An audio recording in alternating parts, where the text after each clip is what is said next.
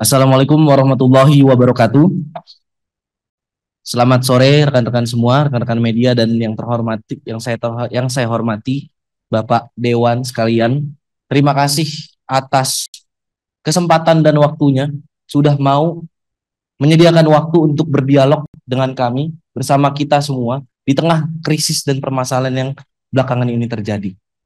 Hidup mahasiswa, hidup rakyat Indonesia. Saya Jin Colin, perwakilan dari keluarga besar mahasiswa Trisakti. Rasanya beberapa poin yang ingin saya sampaikan sebelumnya sudah tersampaikan dengan begitu baik oleh rekan saya dari BEM UI. Mungkin beberapa poin tambahan yang ingin saya amanatkan kepada Bapak-Bapak Dewan selaku perwakilan kami sebagai mahasiswa dan rakyat Indonesia tentunya.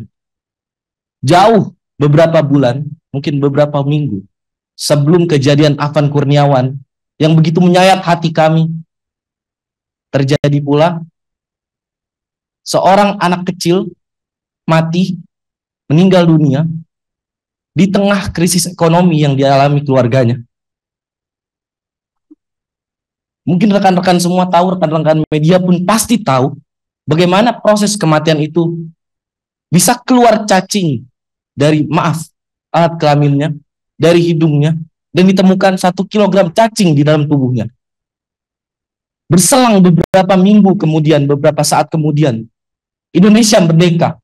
Kami merayakan 80 tahun kemerdekaan Indonesia.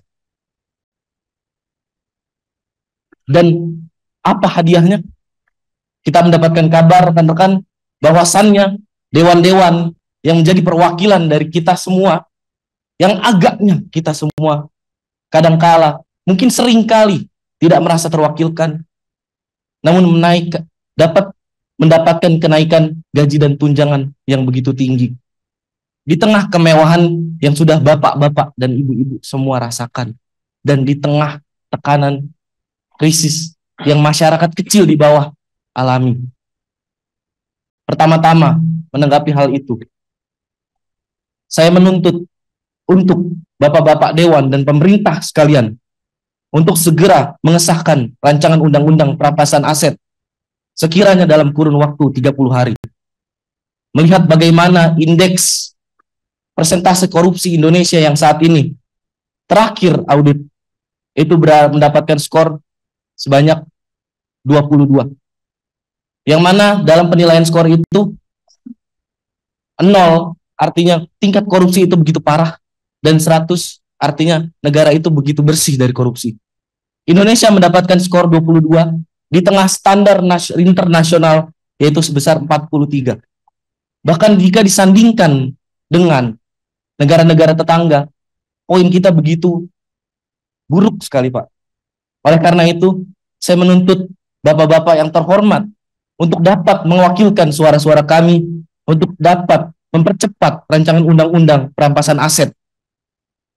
Indonesia sekiranya kehilangan sebanyak 588 triliun akibat korupsi dalam dekade terakhir. Berdasarkan data dari KPK tahun 2024, aset recovery rate Indonesia hanya 0,2% dibanding standar internasional 3-5%. Kalkulasi impact dana hasil perampasan dapat membiayai pembangunan 2.940 km jalan tol atau 588.000 unit rumah subsidi. Kemudian daripada itu, kami juga menuntut bapak-bapak sekalian untuk dapat segera menuntaskan pelanggaran HAM berat, hentikan kriminalisasi aktivis dan mahasiswa,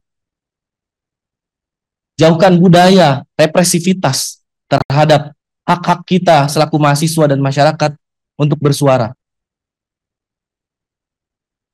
Saya berani bersaksi bahwasannya kami di sini, kaum terpelajar, mahasiswa-mahasiswi, tidak mungkin, Pak, kami menyuarakan pendapat kami, aspirasi kami, keluhan rakyat, jeritan rakyat dengan tindakan-tindakan anarkis.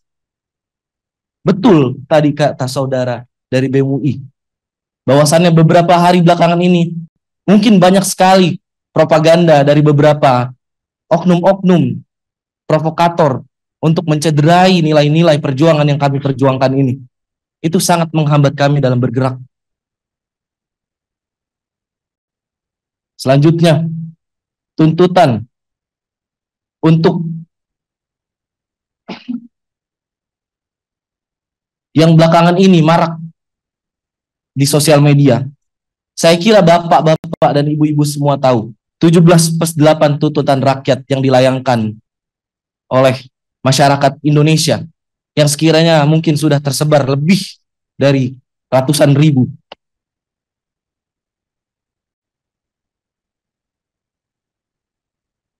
Yang pertama, untuk Presiden Republik Indonesia, merevisi kebijakan fiskal pro rakyat. Yang kedua, audit menyeluruh BUMN yang merugi. Yang ketiga, moratorium kenaikan tarif listrik, air, dan BBM. Lalu untuk Dewan Perwakilan Rakyat Republik Indonesia, pembatalan kenaikan tunjangan dan gaji anggota DPR, pengesahan RUU perampasan aset dan RUU pelindungan data pribadi, dan audit kinerja integritas seluruh anggota DPR. Berkaitan juga dengan hal yang tadi saya sampaikan sebelumnya. Jika kita bandingkan remunerasi anggota parlemen dari negara-negara tetangga dan Indonesia take home pay yang bapak-bapak sekalian dapatkan kurang lebih berkisar sebanyak 8.000 US dollar. Jika dibandingkan dengan rata-rata upah minimum rakyat, itu rasionya 40/1, Pak. Dan berdasarkan produktivitas legislasi, hanya ada 12 undang-undang yang tercipta dalam setahun. Jika kita komparasi dengan negara-negara tetangga seperti Malaysia, Thailand, Singapura, dan Korea Selatan, Malaysia rasionya hanya 8/1, Thailand 6/1, Singapura 12/1, Korea Selatan 4/1. Bagaimana bisa negara berkembang yang rakyatnya begitu menderita ini, gaji DPR-nya 40/1 rasionya? Saya rasa itu benar-benar harus digarisbawahi dan harus ditinjau ulang, Pak. Yang ketiga, yang selanjutnya, berdasarkan latar belakang saya di sektor transportasi dan logistik, saya menuntut untuk modernisasi logistik. Sebanyak 828 terminal logistik modern, yaitu 1 miliar per unit, sistem tracking digital untuk 100.000 truk nasional, cold storage network di 414 kabupaten atau kota, dan berikan subsidi transportasi publik, subsidi tarif 50% untuk 166 juta perjalanan per tahun, mengingat Indonesia dengan kapasitas penduduk yang begitu besar. Gratis transportasi untuk 8,28 juta keluarga miskin per tahun, dan program Kartu Jakartawan Nasional untuk 41,4 juta pengguna.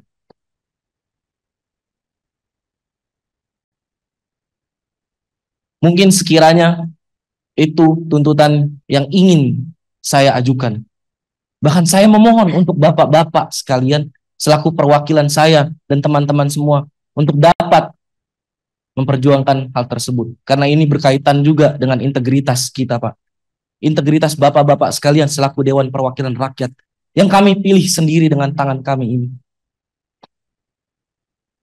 Indonesia 2045 mempunyai cita-cita Indonesia emas. Hal itu didasarkan oleh bonus demografi yang nantinya kita dapatkan di tahun tersebut. Saya harap kita semua dan bapak-bapak semua yang memiliki peran begitu krusial untuk membina generasi muda ini tidak menyia-nyiakan bonus demografi yang akan datang itu, Pak. Sekian dari saya, terima kasih.